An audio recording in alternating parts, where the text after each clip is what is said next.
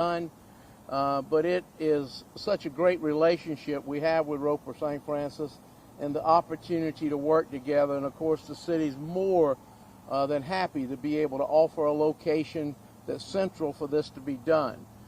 So Dr. McLean, I want you to come up and explain exactly what you're doing. But again, thank you all for what you're doing every day in this battle for our community, and God bless you. Thank you, Mr. Mayor.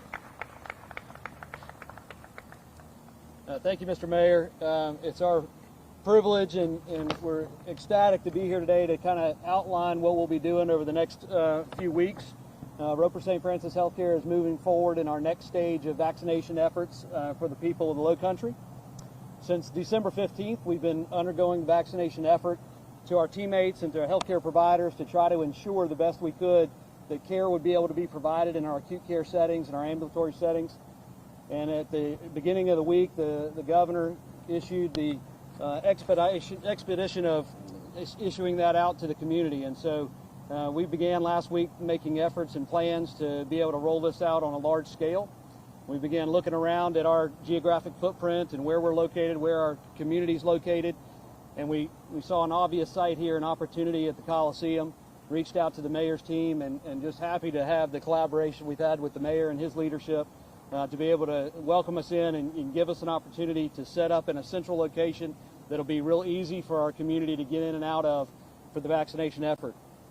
Just a little detail on what we're trying to do with this. This is obviously logistically a very difficult thing to think about vaccinating a large population like this.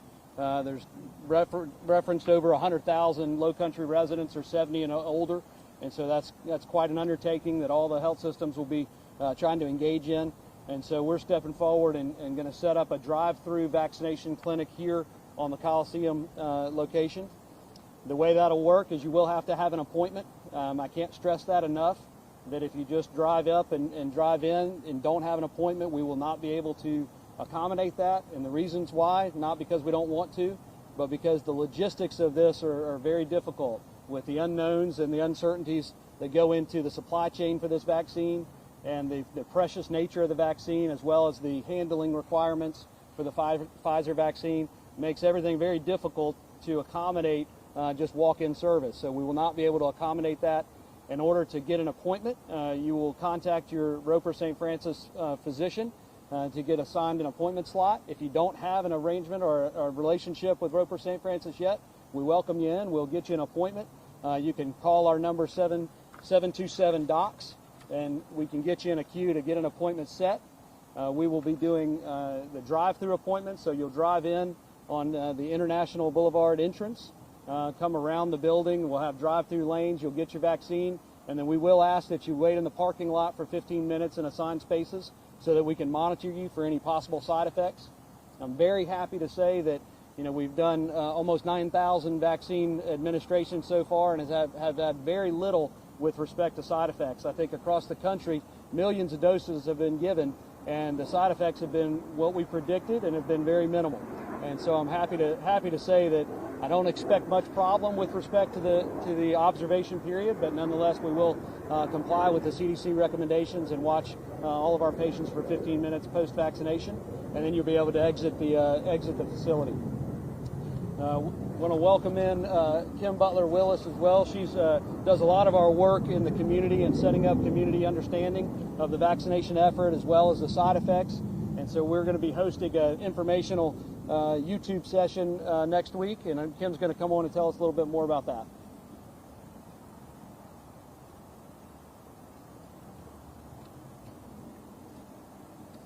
Good morning. Kim Butler-Willis, Director of Community Health for Roper St. Francis Healthcare. We know and we recognize that there are still many questions about this vaccine, and we also recognize that many people still are skeptical, especially our people of color. Medical mistrust, medical distrust is still very real, and it's very valid. But this is our opportunity at Roper St. Francis Healthcare to do it right.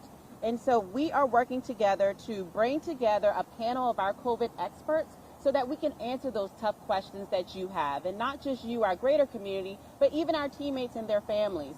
So on Tuesday at 7:30, check out our YouTube channel, that's RSFH at YouTube, and join us for the panel conversation where we can answer the questions that you may have about the vaccine, and you can submit your questions in real time so that you can get the answers that you need in order to feel empowered to make the best healthcare decisions for you and your families.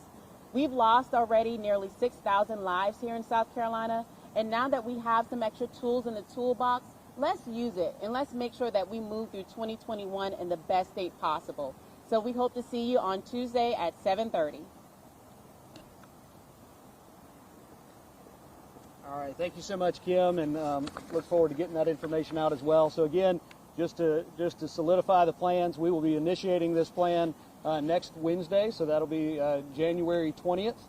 We'll start in the morning. We'll be running weekdays for this vaccination clinic. And again, to schedule, contact your Roper St. Francis healthcare physician or 727-DOCS to get an appointment to come through the drive-thru. So again, please make the appointment before you come.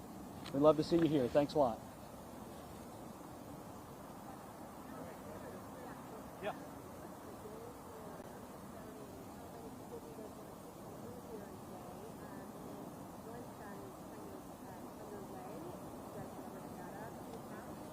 Yeah, we do. So obviously our intention of having a drive-thru clinic like this is to do as many as we can in as expeditious way as we possibly can. So our goal is 1,000 a day is kind of what we're ramping up to. Probably in the first few days, we're not shooting for quite 1,000 just to make sure we have the flow and efficiency. But that's our goal, is to do 1,000, and then it is scalable. So if we see that works, and depending on supply chain issues with the vaccine, some of the dictation, once we get up and get running, that's going to be dictated by how many vaccines we're able to get. So if we're able to get more vaccine, this will be scalable.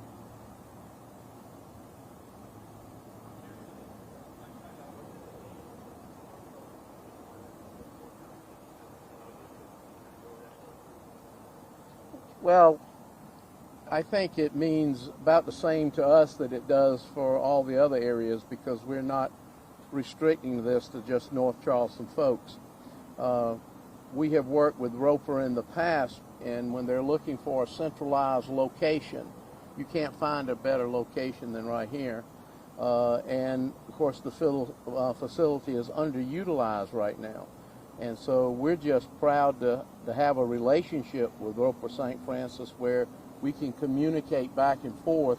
We're serving the same people, and it just means a lot to us that they have the respect for us that we have for them, and knowing that we will be here to offer service to the folks that really need it.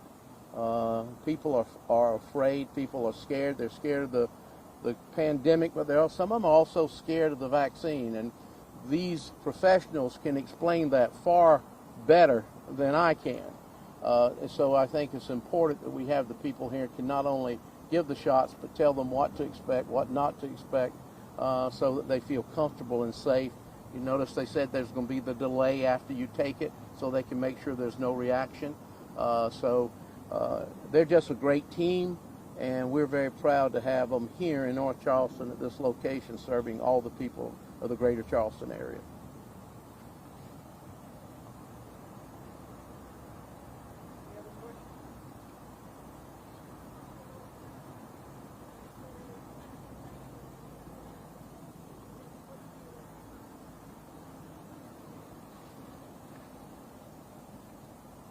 Yeah, so clearly throughout the entire pandemic, what we've done is kind of take a learning approach. And so in every aspect, whether it was in our acute care facilities and having to, kind of learn as we go and put those best practices into place. So obviously the testing opportunity that we did earlier in the year, and as we got more efficient with that obviously taught us some things. So we know that the drive-through experience is one that can be done safely, it can be done efficiently. I think we got down to Dr. Oliveria is our population health doctor who ran that effort, and I think he got down to 1 minute 30 seconds for testing. So it was very rapid. It gave new meaning to rapid testing. But so I think we definitely learned from that, and I think we took those lessons that we learned and we put them in place for our plans for the vaccination clinic.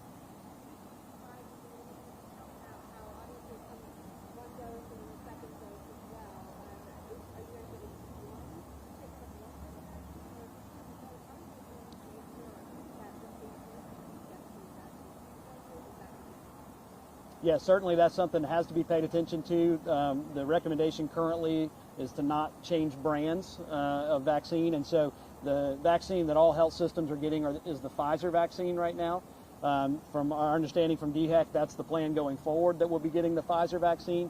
But in our initiation process, when we schedule you for the appointment, we do ask if you've had a vaccine, and if you've already had one, we do ask what brand you had, just to be sure that there's solidarity between the doses. The plan is that when you get your first appointment for this vaccine, that we will schedule you for the second, which is scheduled 3 weeks out. So 21 days later, you'll have an appointment slot to do the same process for the drive-thru clinic once again.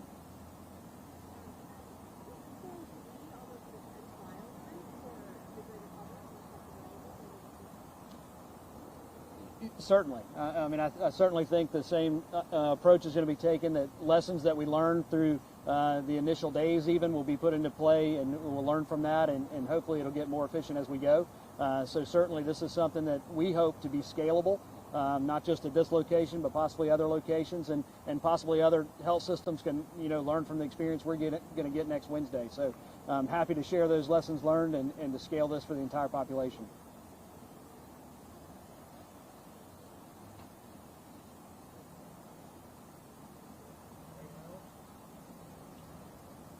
Again, just want to thank the city and thank the county officials. The paramedics are going to be helping us out on site, so it's really been a collaborative effort from everyone. And I just again want to say I appreciate the mayor's leadership and helping us get this together, and thank all of you for coming and helping us get the word out.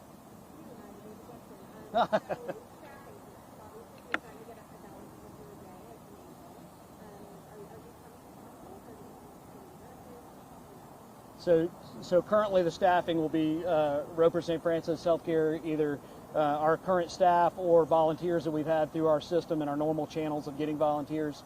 As we talk about scalability and in the future what that entails, there certainly will be opportunities for more volunteers and more people to get engaged.